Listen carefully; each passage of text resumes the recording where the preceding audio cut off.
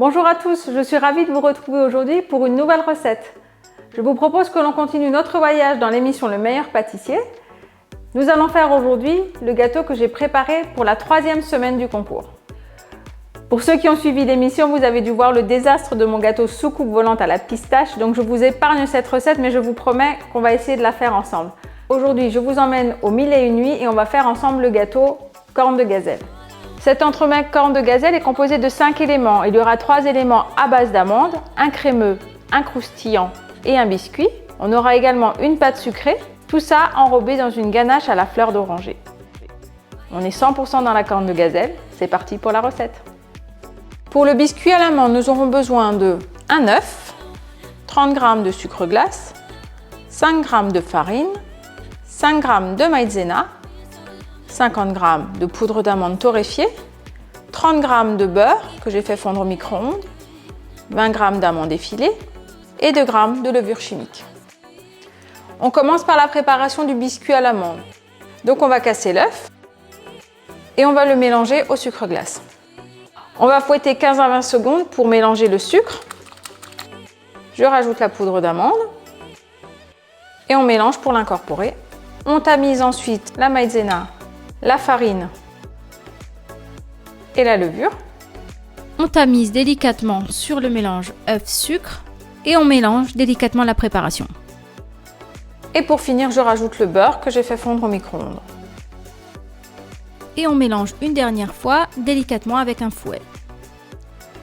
Le biscuit à l'amande est prêt, vous avez vu, il est vraiment très simple à réaliser, je vous garantis qu'il est délicieux. Pour le moule, moi je vais utiliser un moule en silicone. Je vous mettrai la référence du moule si vous voulez utiliser le même, mais ce n'est pas obligatoire. J'utilise ce moule simplement parce que je trouve que c'est plus simple, il se démoule mieux et c'est plus rapide. Vous pouvez tout à fait utiliser un cercle en inox, ça marche très bien aussi. Les deux moules font 16 cm de diamètre. On verse donc notre pâte dans notre moule et on va parsemer avec des amandes effilées. Et on va enfourner dans un four préchauffé à 180 degrés pendant 15 à 20 minutes. On continue la recette avec le crémeux amande. Pour cette recette de crémeux amande, il nous faudra 2 œufs, 65 g de crème liquide à 30% de matière grasse, 50 g de sucre, 100 g de lait d'amande, 50 g de pâte d'amande, une goutte d'extrait d'amande amère, une demi-gousse de vanille et 2 g de gélatine en feuilles. On va verser le lait d'amande dans la casserole avec la crème liquide à 30% de matière grasse et la vanille avec les grains de vanille. Et on va porter le tout à ébullition. On verse ensuite les œufs dans un bol, on ajoute le sucre et on va blanchir rapidement le mélange. On va verser un peu de lait chaud sur le mélange œuf-sucre. On mélange rapidement avec le fouet, puis on reverse la préparation dans la casserole et on va cuire tout cela à la nappe, c'est-à-dire qu'on va monter la température à environ 82-84 degrés. Le mélange a atteint 82 degrés, on ajoute ensuite la gélatine qu'on a hydratée, on mélange bien et maintenant on va verser le mélange sur la pâte d'amande et on va mixer à l'aide du mixeur plongeant pour avoir un mélange bien lisse.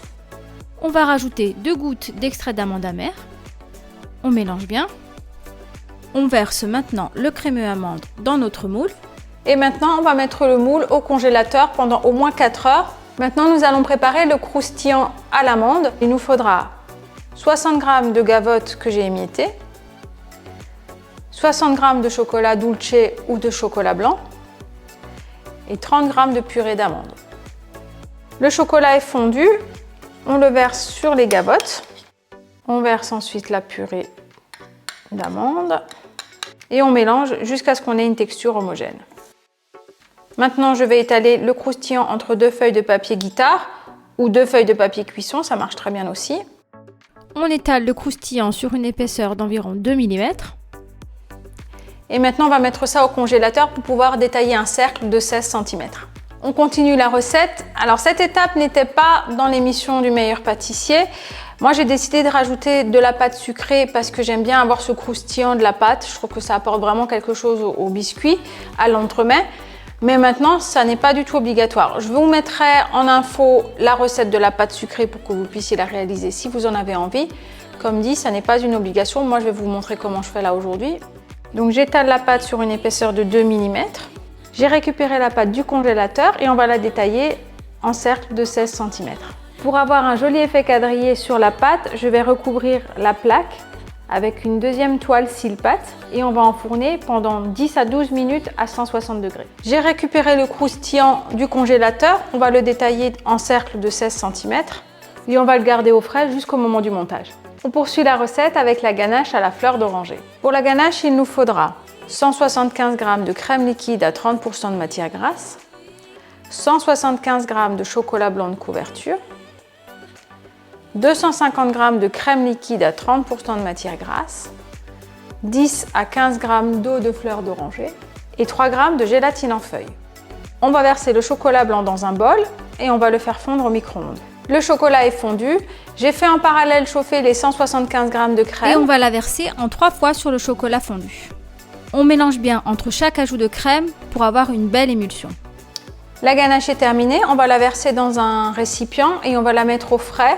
Filmer au contact pendant au moins 4 heures. J'ai récupéré la ganache à la fleur d'oranger du frigo.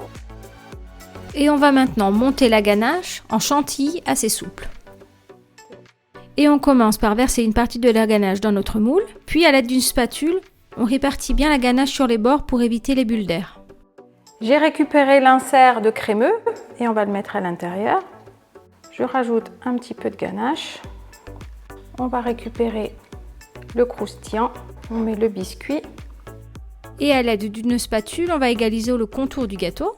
Et pour finir, on met le petit disque de pâte sucrée. Puis on racle les bords pour avoir une finition bien nette. Le montage de l'entremets est terminé, on va maintenant le mettre au congélateur toute une nuit et on se voit pour la suite de la recette et la décoration du gâteau. J'ai récupéré l'entremets du congélateur et maintenant on va le floquer en blanc. On secoue bien la bombe et on passe le velours. On a terminé la décoration du gâteau avec le velours blanc et maintenant on va mettre les dernières finitions.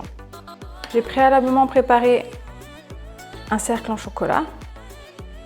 J'ai poché délicatement 3 petits points de ganache sur le gâteau et maintenant je dépose délicatement les 3 petites lunes en chocolat que j'ai préalablement réalisées. On vient de terminer la recette de mon deuxième gâteau que j'ai fait pour l'émission Le Meilleur Pâtissier et j'espère qu'il vous a plu. En attendant, si vous avez aimé cette recette, n'hésitez pas à la partager, à la liker et à la commenter. Il ne me reste plus qu'à vous dire à très vite pour une prochaine recette du Meilleur Pâtissier.